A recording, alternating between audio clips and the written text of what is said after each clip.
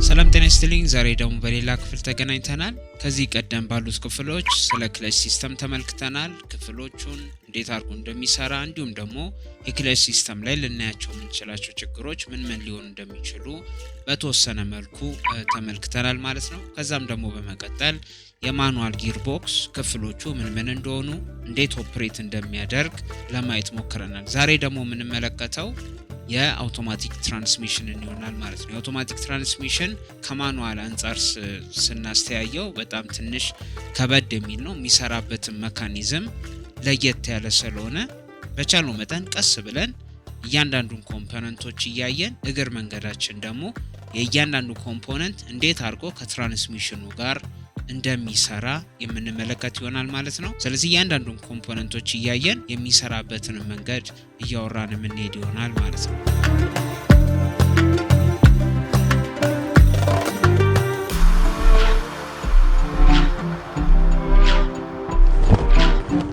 ስለዚህ በመጀመሪያ አውቶማቲክ ትራንስሚሽን ስንል ምን እንደሆነ እንመልከት። አውቶማቲክ ትራንስሚሽን ብለን የምንጠራው ከማኑዋል ለየት የሚያደርገው ማኑዋል ላይ እኛ ራሳችንን ጊሮቹን ወይም ደግሞ ማርሹን እየቀያየርን የምንጠቀሙ። ስለዚህ ቆመን የምንነሳ ከሆነ በአንደኛ ማርሽ በሁለተኛ አድርገን እንሄዳለን። ከዛ ደግሞ ፍጥነት በሚያስፈልገን ሰዓት ወደ 3 ወደ 4 የመንገዱን ኮንዲሽን እያየን እኛ ነበርን የምንሰራው።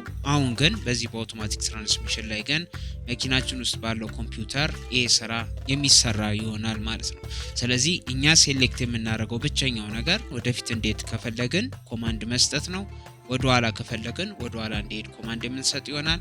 ኦር ደግሞ ልንወርድ ከሆነ ኦር ደግሞ ፓርክ ልናደርገው ከሆነ ፓርክ ላይ አድርገን የምንወርድ ይሆናል ማለት ነው። ስለዚህ ማኑዋል ላይ ያየነውን ጊር ቼንጅ እዚህ ሲስተም ላይ ምንም አይኖርም ማለት ነው። ስለዚህ እያንዳንዱን ስራ የሚሰራልን ራሱ የዚህ ትራንስሚሽን ኮንትሮል ሞጁል ይሆናል ማለት ነው።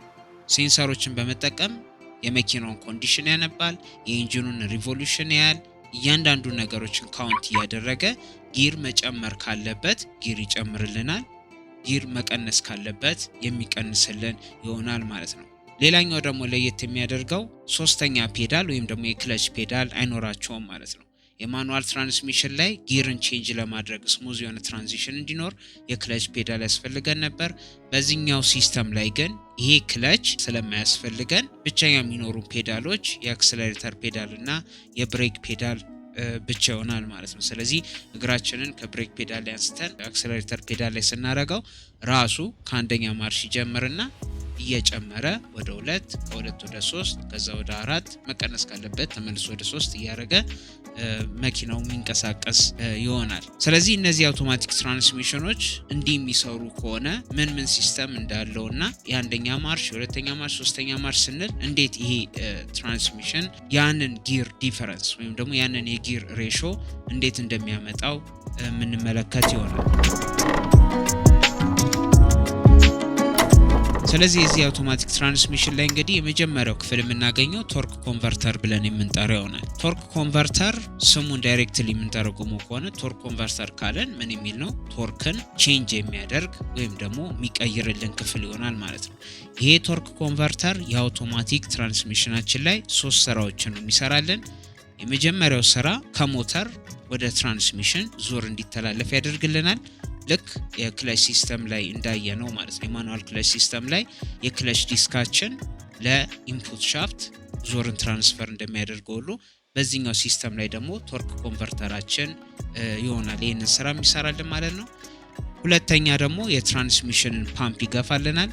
እንደምናውቀው የአውቶማቲክ ትራንስሚሽኖች ልክ እንደ ማኑዋል መካኒካል ቤዝድ ሆኑ ሳይሆኑ ሃይድሮሊክ ቤዝድ ሆነው የተሰሩ ሲስተሞች ናቸው። ስለዚህ አብዛኛው የምንመለከተው ሲስተም በጠቅላላ ማለት ይቻላል ኦፕሬት የሚያደርገው የሃይድሮሊክ ፍሉድን ዳይሬክሽን ቼንጅ በማድረግ ፕሬሸር በመስጠት እንዲሁም ደግሞ ሪሰርኩሌት እንዲያደርግ በማድረግ ይሆናል።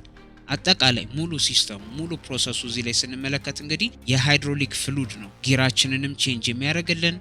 እዚህም የቶርክ ኮንቨርተር ላይ ወደ ኢንፑት ሻፍቱ ወይም ደግሞ ለዚህ ለጊርቦክሳችን ኢንፑት ሻፍት ዙርን ትራንስፈር የሚያደርግልን ማለት ነው። ሞር በዲቴል መመልከት ስንጀምር እንዲሁም ደግሞ እዚህ ቶርክ ኮንቨርተር ላይ እንዴት እንደሚሰራ ስናይ ሞር አንደርስታንዲንግ የሚፈጥርላችሁ ይሆናል። ሁለተኛው ስራው የትራንስሚሽን ፓምፕን ይገፋልናል ማለት ነው። ፓምፑ ፐርፐዙ ምንድነው? ይሄንን የትራንስሚሽን ፍሉድ በተለይ ደግሞ የአውቶማቲክ ትራንስሚሽን ፍሉዶች የሚጠሩት አውቶማቲክ ትራንስሚሽን ፍሉድ ወይም ደግሞ ATF ብለን የምንጠራው ማለት ነው። እሱን ፍሉድ ነው የሚጠቀመው። ስለዚህ እሱን ፓምፕ የሚያደርግልን ሲስተም አለ። እሱን ፓምፕ የሚያዞርልን ይሄ ቶርክ ኮንቨርተር ብለን የምንጠራው ሲስተም ይሆናል ማለት ነው። ሌላኛው ደግሞ ሶስተኛው የሚሰራልን ቶርክን ይጨምርልናል። እንደተነጋገርነው ይሄንን ቶርክ ኮንቨርተር ብለን የጠራነው ለምንድን ነው? ቶርክን ቼንጅ ስለሚያደርግ ነው። ስለዚህ ቶርክን መልቲፕላይ የሚያደርግልን ወይም ደግሞ ለዛ ትራንስሚሽን በቂ የሆነ ቶርክ እንዲደርሰው የሚያደርግልን ይሄ የቶርክ ኮንቨርተር ይሆናል። ስለዚህ እንደ አጠቃላይ 3 ፐርፐዞች አሉት።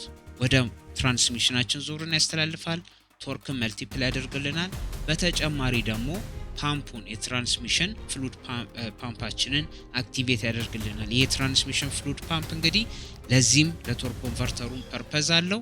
እንዲሁም ደግሞ ለአውቶማቲክ ትራንስሚሽን ላይ ሞር ኢን ዴፕስ እንገባ ደግሞ ለሱም ፐርፐዝ ይኖረዋል ማለት ነው። ፍሉድን ለዚህም ለቶርክ ኮንቨርተሩም እንዲሁም ደግሞ ለአውቶማቲክ የትራንስሚሽናችን ሰርኪዩት ፍሉድን ዲሊቨር የሚያደርግልን ይሆናል ማለት ነው።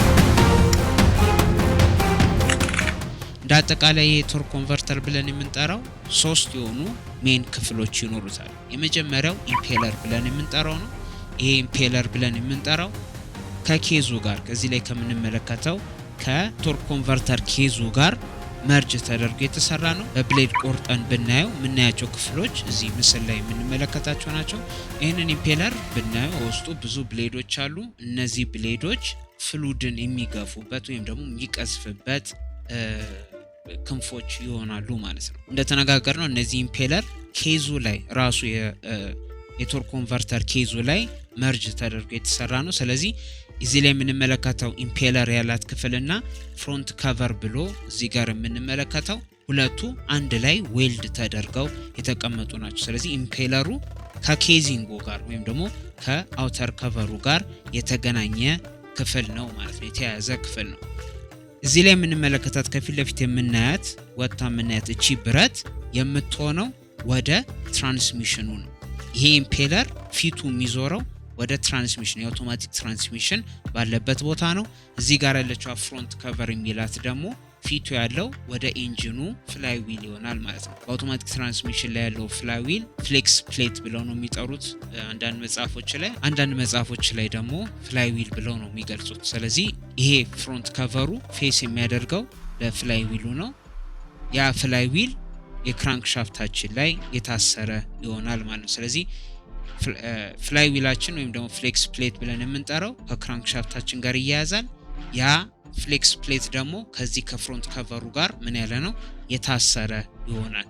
ስለዚህ ክራንክ ሻፍታችን ዞረ ማለት ይሄ ኢምፔለር ይሄ ፍሮንት ከቨር እና ኢምፔለር አንድ ላይ ምን ይላሉ የሚዞሩ ይሆናል ማለት ነው። መሀል ላይ የምንመለከታቸው እነዚህን ቀሪዎቹን ክፍሎች ግን ምን ያሉ አይደሉም፣ ከዚህ ከከቨሩ ጋር የተገናኙ ወይም ደግሞ የተያያዙ አይሆኑም ማለት ነው።